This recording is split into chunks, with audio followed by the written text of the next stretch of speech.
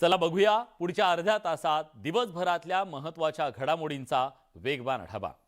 सत्यजित तांबेंनी भूमिका स्पष्ट केलेली नसली तरी प्रचाराला मात्र सुरुवात केली आहे। अहमदनगरच्या कोपरगावातील शिक्षकांच्या सुद्धा भेटी ते घेत आहेत। सत्यजित तांबेंच्या आई आणि पत्नीचा प्रचारात सहभाग पाहायला मिळतोय।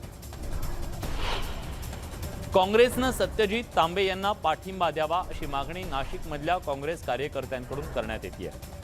काही तांत्रिक कारणामुळे हा घोळ झाल्यानं काँग्रेसनं तांबे कुटुंबाच्या पाठीशी उभं राहावं अशी मागणी प्रदेशाध्यक्ष नाना पटोलेंकडे करण्यात आली आहे। महाराष्ट्र प्रदेश काँग्रेस कमिटीचे सचिव राहुल दिवे यांनी ही मागणी केली।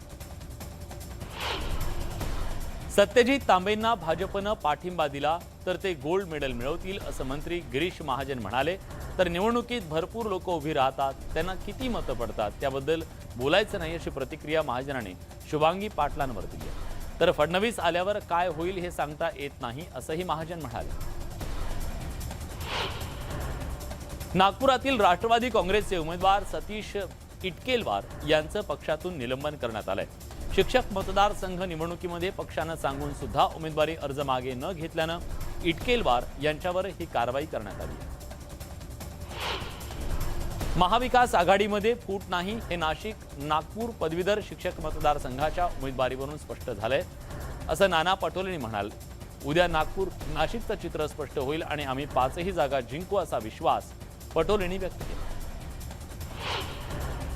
अमरावती विभाग पदवीधर मतदारसंघाच्या निवडणुकीमध्ये शेवटच्या दिवशी 10 जणांनी माघार घेतली असून एकूण 23 जण सध्या रिंगणात आहेत। त्यात भाजपचे विद्यमान आमदार डॉक्टर रणजित पाटील आणि मवियाचे उमेदवार धीरज लिंगाडे, वंचित बहुजन आघाडीचे अनिल अमलकार या तिघांमध्ये लढत असल्याचं बोललं जात आहे। भाजपचे बंडखोर उमेदवार शरद झांबरे यांनी उमेदवारी अर्ज कायम ठेवलाय।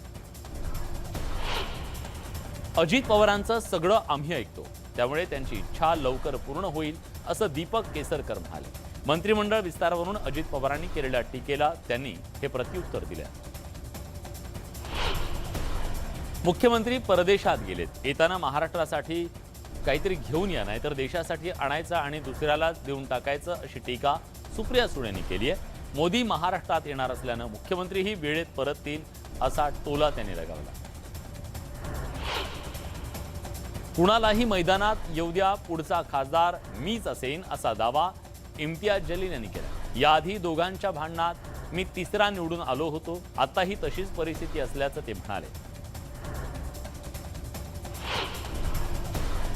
रामदास कदम हा शेंडा बुंधा नसलेला नेता असून भाजपला कोणताही प्रकल्प आणायचा नाही, फक्त शिवसेनेला बदनाम करायचा असल्याची टीका भास्कर जाधवांनी केली। 2014 ते 19 या काळात एकही प्रकल्प इथं आणण्यात आला नसल्याचं ते म्हणाले। इक्बाल सिंग चहल यांच्या चौकशीचा उद्देश काय हे मला कळत नाही। ज्या माणसानं चांगलं काम केलं त्यांना चौकशीसाठी बोलावलं जात असल्याची टीका सुप्रिया सुळेंनी। शिवसेनेचे नेते अंबादास दानवेंनी शिंदे भाजप सरकारवर पुन्हा एकदा निशाणा साधलाय। हे सरकार रावणासारखं असल्यानं श्रीरामाची कथा महत्त्वाची असल्याचं दानवे म्हणाले। मकर संक्रांतीच्या निमित्तानं युवा स्वाभिमान पक्षाच्या वतीनं सायन्स कोर मैदानात भव्य सामूहिक हळदी कुंकू समारंभ आयोजित करण्यात आला होता। या कार्यक्रमात खासदार नवनीत राणा यांनी रवी राणा यांचा उखाणा घ्यायला लावला, तर उपस्थित महिलांनी सुद्धा नवनीत राणा यांना आग्रह करत उखाणा घ्यायला लावला। या दोघांच्या उखाण्यांना प्रेक्षकांनी भरभरून प्रतिसाद दिला। जळगाव जिल्ह्यातल्या चोपडा तालुक्यात राष्ट्रवादी युवक काँग्रेसची बैठक पार पडली। या बैठकीत राष्ट्रवादी युवक काँग्रेसचे पदाधिकारी कार्यकर्ते यांना संघटनवाढी संदर्भात मार्गदर्शन करण्यात आलं। जिल्हाध्यक्ष रवींद्र पाटील यांनी पदाधिकाऱ्यांना मार्गदर्शन केलं। बीड जिल्ह्यातून ऊसतोड मजुरांच्या 8140 मुलांचं स्थलांतर झालंय। मुलांचं स्थलांतर रोखण्यासाठी हंगामी वसतिगृह सुरू करण्यात आलं, मात्र नियम आणि अटींच्या शर्तीमुळे छोट्या गावांमध्ये ते सुरू झालेले नाहीये। त्यामुळे ऊसतोड मजुरांच्या मुलांच्या हातात पुन्हा एकदा कोयता घेण्याची वेळ आली। महाराष्ट्र केसरीत मातीवरच्या कुस्तीतील अंतिम फेरीत सिकंदर विरोधात 4 गुण दिल्यानं पंच मारुती सातव यांना धमकी देण्यात आली आहे। मुंबई पोलीस दलातील शिपाई संग्राम कांबळे यांनी फोनवरून धमकी दिल्याची तक्रार सातव यांनी स्पर्धा अध्यक्षांकडे केली आहे। या प्रकरणी कोथरूड पोलिसात तक्रार दाखल करण्यात आली। पुण्यात महाराष्ट्र केसरीसाठी लढत झाली। यावेळी माती विभागातील फायनल कुस्ती मोहोळगावचा सिकंदर शेख विरुद्ध महेंद्र गायकवाड यांच्यात झाली। यात पंच कमिटीकडून चुकीचा निर्णय दिल्याचा आरोप होतोय। चुकीच्या पंचगिरीमुळे संपूर्ण महाराष्ट्र केसरी स्पर्धेवर प्रश्नचिन्ह निर्माण झालं। त्यामुळे महाराष्ट्र केसरी फेडरेशन तयार करून सोलापुरात नवीन महाराष्ट्र केसरी स्पर्धेला सुरुवात करणार असल्याची माहिती राष्ट्रवादीचे प्रदेश चिटणीस रमेश बारसकर यांनी दिली। चिपळूणच्या खेरडी MIDC मध्ये सोलार ऊर्जा प्रकल्प गेल्या 2 वर्षापासून बंद अवस्थेत पडलाय। 2020 मध्ये मुख्यमंत्री कृषी वीज वाहिनी योजनेच्या माध्यमातून कोट्यवधी रुपये खर्च करून हा प्रकल्प उभारला गेला होता। प्रकल्पाची देखरेख करण्यासाठी कुणीही नसल्यानं चिंता व्यक्त केली जाते। बुलढाण्याच्या खामगाव इथल्या SSDV खाजगी शाळेच्या रस्त्यावर गतिरोधक बसवण्याची मागणी होतीये। हा मुख्य रस्ता असल्यानं वाहनं वेगात येतात। काहीच दिवसांपूर्वी STच्या शाळेच्या भिंतीवर येऊन धडकली, मात्र त्यानंतरही शाळा प्रशासनाला जाग आली नसल्यानं संताप व्यक्त होतोय। किल्ले शिवनेरीवरील हत्ती बुरुज ढासळल्यानं गडकिल्ल्यांचं संरक्षण आणि देखभाल दुरुस्ती कोण करणार असा सवाल उपस्थित केला जातोय। सरकारनं उद्ध्वस्त होणारा शिवनेरी किल्ला वाचवावा, अन्यथा त्यांना शिवरायांचं नाव घेण्याचा अधिकार उरणार नाही, अशी संतप्त प्रतिक्रिया संभाजी ब्रिगेडच्या संतोष शिंदेंनी व्यक्त केली। नंदुरबार जिल्ह्यातल्या शहादा कुकडेल भागात खोदकाम करताना शिवलिंग, चबुतरा आणि पादुका आढळून आल्या। यासोबत पाडळदा गावात जुन्या घराचं बांधकाम करत असताना पुरातन तोफा आढळून आल्या। या पुरातन वस्तू हे पाहण्यासाठी नागरिकांनी आता तिथे गर्दी केली। चंद्रपूरच्या काही भागात रविवारी रात्रीच्या सुमारास भूकंप सदृश धक्के जाणवल्याचा अनुभव नागरिकांना आला। सुमारे 3 ते 4 सेकंद जमीन हलल्याची माहिती इथल्या नागरिकांनी दिली। एखाद्या रिकाम्या झालेल्या कोळसा खाणीत वाळू योग्य रीतीनं न भरल्यानं पोकळी निर्माण होत आतला भूस्तर खचल्यानं असा धक्का बसला असावा, असा प्राथमिक निष्कर्ष काढण्यात येतो। लातूरच्या निलंगा शहरातील छत्रपती शिवाजी महाराज चौकातल्या अतिक्रमणांवर धडक कारवाई करण्यात आली। पोलीस बंदोबस्तात हे अतिक्रमण काढलं गेलं। राष्ट्रकुल स्पर्धेत वेटलिफ्टिंगमध्ये भारताला पदक मिळवून देणारा संकेत सरगर आणि त्याचे मार्गदर्शक मयूर सिंहासने यांना सरकारनं जाहीर केलेल्या मदतीपासून वंचित असल्याचं समोर आलंय। केंद्रासोबत राज्य सरकार, महापालिका, जिल्हा परिषद, राजकीय नेते यांनी बक्षिसांच्या घोषणांची नुसती लयलूट केली, मात्र गेल्या 6 महिन्यात यातलं कुठलंही आश्वासन पूर्ण झालेलं नाहीये। मावळ तालुक्यात जखमी अवस्थेत बिबट्या आढळला। गावात दहशत पसरली। मावळ वनविभागाला ही बाब कळताच त्यांनी बिबट्याला जेरबंद केलं। या बिबट्याला उपचारासाठी पुण्यात हलवण्यात आलं।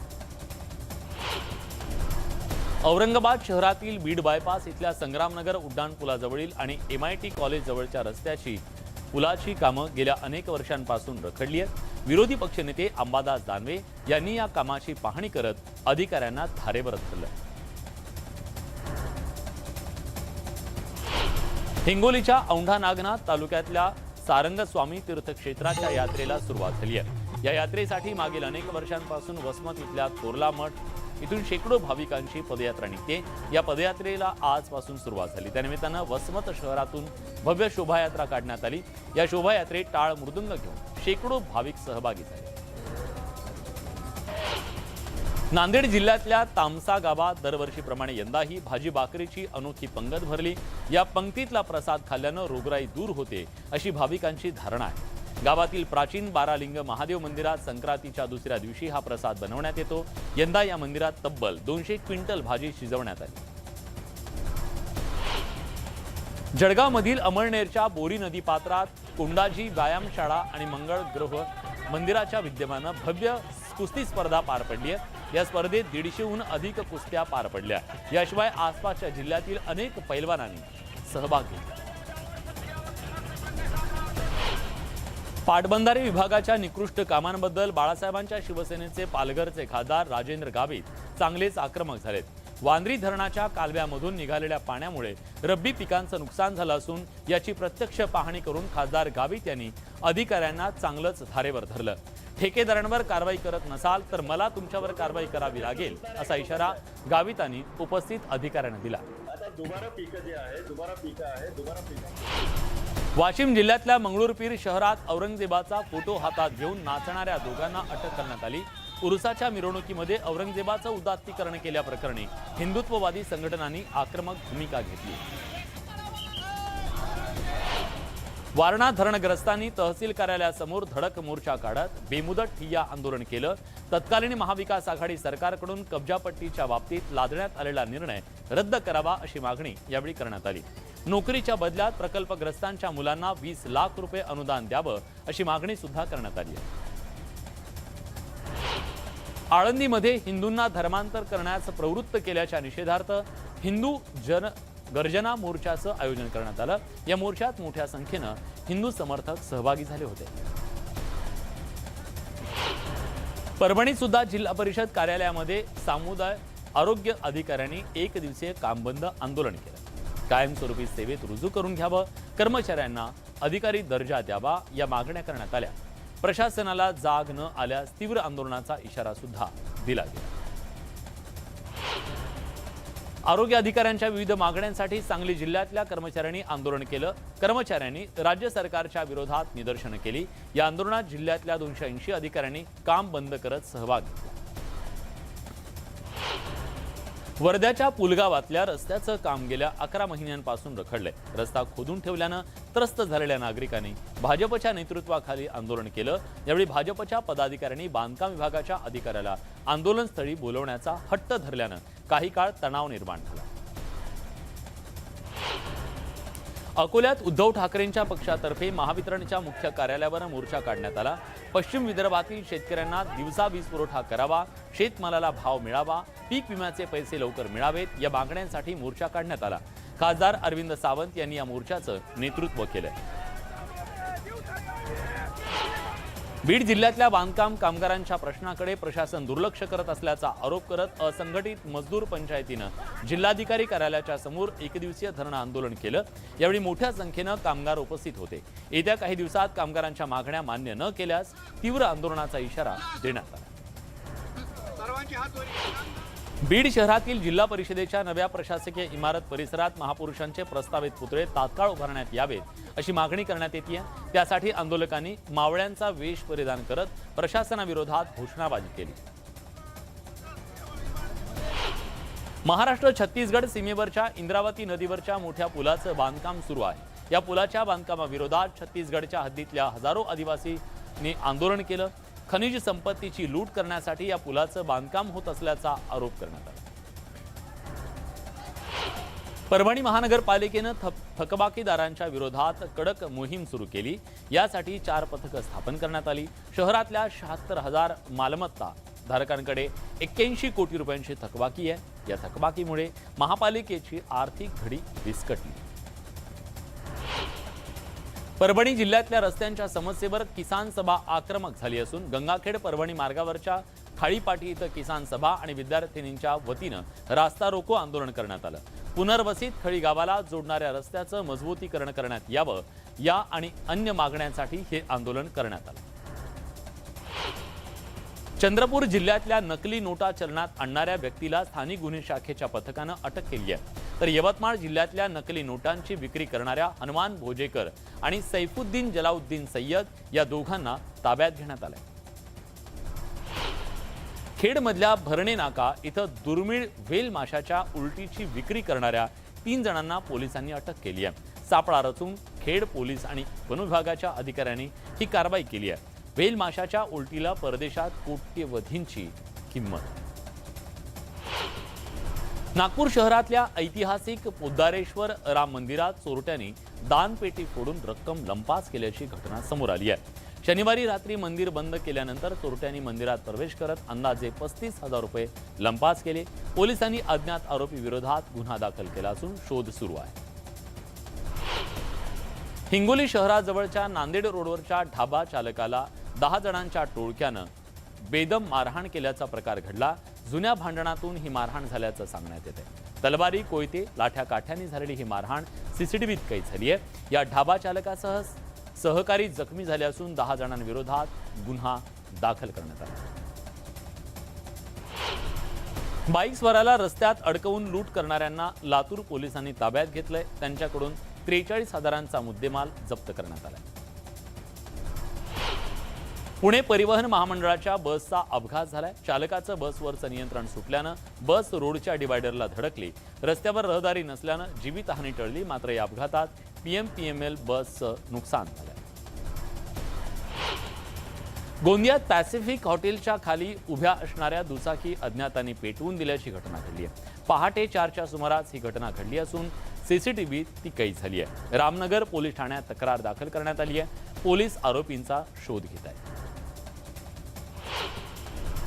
ट्रक खाली आल्यानं एका मुख्याध्यापकाचा मृत्यू झाल्याची दुर्दैवी घटना जालना शहरातल्या औरंगाबाद चौफुला रोडवर घडली आहे. रामदास जावळे असं मृत्युमुखी पडलेल्या मुख्याध्यापकांचं नाव आहे. ते चंदनझिरा नानासाहेब पाटील शाळेत कार्यरत होते. दुचाकीवरून जात असताना ट्रकनं धडक दिल्यानं त्यांचा मृत्यू झाला. चालकाचं नियंत्रण सुटल्यानं कार 150 फूट खोल दरीत कोसळली. बीडच्या आष्टी तालुक्यातल्या नगर जामखेड रस्त्यावरच्या अंभोरा घाटात हा अपघात झाला. यात सुदैवानं जीवितहानी झाली नाही, परंतु कारचं नुकसान झालंय. घाटात रात्रीच्या वेळी अपघाताच्या घटना वाढल्या असल्यानं फलक लावण्याची मागणी सातत्यानं होतीये. बारामतीत येत्या 19 जानेवारीपासून कृषी शेती प्रदर्शन सुरू होतंय. या प्रदर्शनात शरद पवार आणि मायक्रोसॉफ्ट कंपनीचे managing director doctor Ranveer Chandra यांनी भेट दिली. या कृषी शिबिरात शेतकऱ्यांना होमिओपॅथी शेतीबरोबर मायक्रोसॉफ्टशी करार केल्यानं हवामान बदलामुळे पिकांवर होणाऱ्या रोगांवर सेन्सॉर टेक्नॉलॉजीमुळे निदान करता येणार आहे. औरंगाबादमधल्या गंगापूरमध्ये सासू सुनेच्या प्रेमळ नात्याचं दर्शन घडलं. लासूर स्टेशन परिसरातल्या 64 वर्षीय रत्नाबाई जयस्वाल यांनी त्यांची सून योगिताला किडनी देऊन जीवनदान दिलं. तामिळनाडूच्या रुग्णालयात तब्बल 9 तासानंतर किडनी प्रत्यारोपणाची शस्त्रक्रिया यशस्वी पार पडली. गंगापूर तालुक्यात सासू रत्नाबाई यांचं कौतुक होतं. छत्रपती संभाजी महाराज यांचा 342वा राज्याभिषेक दिन सोहळा किल्ले रायगडावर मोठ्या उत्साहात संपन्न झाला. राजसदरेवर संभाजी महाराज यांच्या प्रतिमेवर अभिषेक घालण्यात आला. ढोल ताशांच्या गजरात पालखीची मिरवणूक निघाली.